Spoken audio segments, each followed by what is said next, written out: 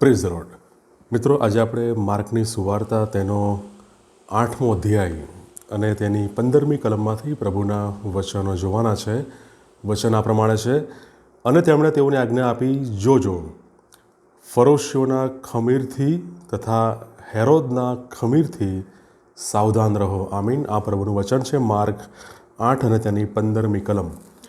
મિત્રો, પ્રભુ ઈસુ ખ્રિસ્ત શિષ્યોને રોટલી લાવવાને જે પ્રસંગ છે, અને માર્કની સુવાર્તાના 8મા અધ્યાયમાં પ્રભુ ઈસુ ખ્રિસ્ત 4000ને જમાડે છે.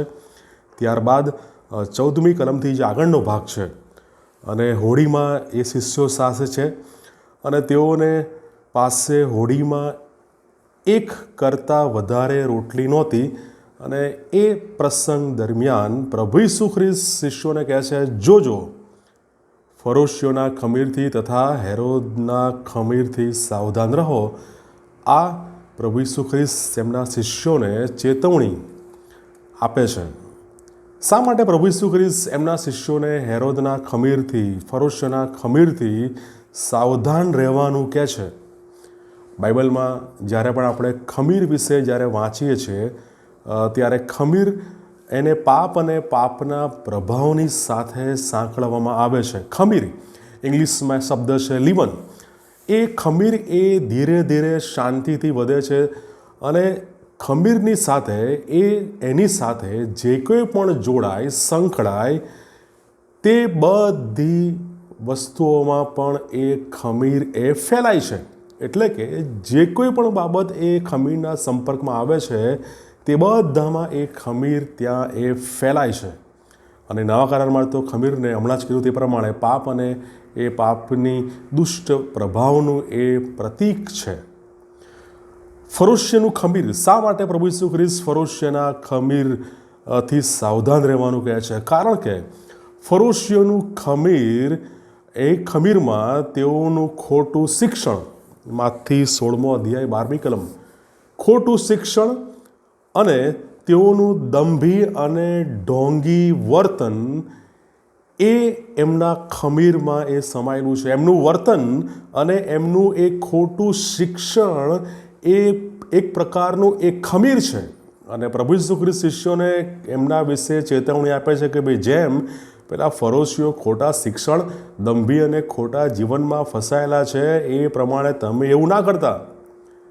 તો ફરોશીનું ખમીર શામાં છે? ફરોશીનું ખમીર એ ખોટા શિક્ષણમાં, દંભી જીવનમાં, દંભી વર્તનમાં, ઢોંગી વર્તનમાં, ઢોંગી જીવનમાં એ ફરોશીનું ખમીર છે. અને હેરોદનું ખમીર, હેરોદનું ખમીર એ તેના અનૈતિક જીવનમાં, અનૈતિક વર્તનમાં, ભ્રષ્ટ વર્તનમાં આપણે જોઈ શકીએ છીએ. માર્ક 6 અધ્યાય તમે વાંચજો, 17 થી 29મી કલમ.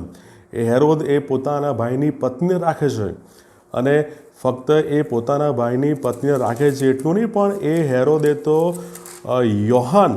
યોહાન બાપ્તિસ્માનો જે શિરચ્છેદ છે એ પણ એ હેરોદે કરાવેલો છે.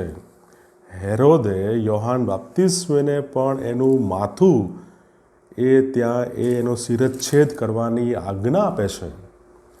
તો આ એ હેરોદનું ખમીર એ તેના ભ્રષ્ટ, અનૈતિક જીવનમાં, અનૈતિક વર્તનમાં આપણે જોઈ શકીએ છીએ. હેરોદનું ખમીર એ દરેક રીતે જે ભ્રષ્ટ, અનૈતિક, એ બધી બાબતોમાં આપણે હેરોદનું ખમીર આપણે એ જોઈ શકીએ છીએ.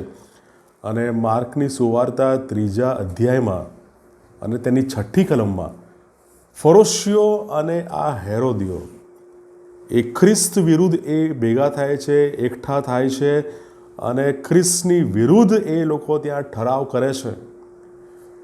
તો જ્યારે આપણે આ ખમીર વિશે વાંચીએ, ત્યારે આજે આપણે પણ સાવચેત થવાની જરૂર છે. પ્રભુ ઈસુ ખ્રિસ્ત એ દિવસે શિષ્યોને ચેતવણી આપી કે તમે ફરોશીઓના ખમીરથી, હેરોદના ખમીરથી તમે સાવચેત રહેજો.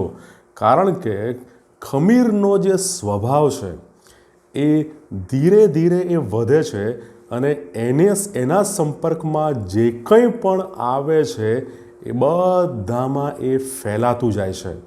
જો આપણામાં પાપરૂપી કોઈ પણ ખમીરનો અંશ હોય, પાપનો અંશ હોય, તો આજે એ ચેતવણી પ્રભુ ઈસુ ખ્રિસ્ત તમને અને મને આપે છે. અને થોડા સમય પછી આપણે લેન્ટના દિવસોમાં પ્રવેશ કરીશું. તો એની પહેલાં જો કોઈ પણ રીતે પાપ અને પાપનું ખમીર જો આપણામાં હોય તો પ્રભુને પ્રાર્થના કરીએ, પ્રભુ એ ખમીર એ દૂર કરે. પ્રભુ આ વચનો શીખવા સમજવા આપણા દરેકની સહાય અને મદદ કરે. God bless you.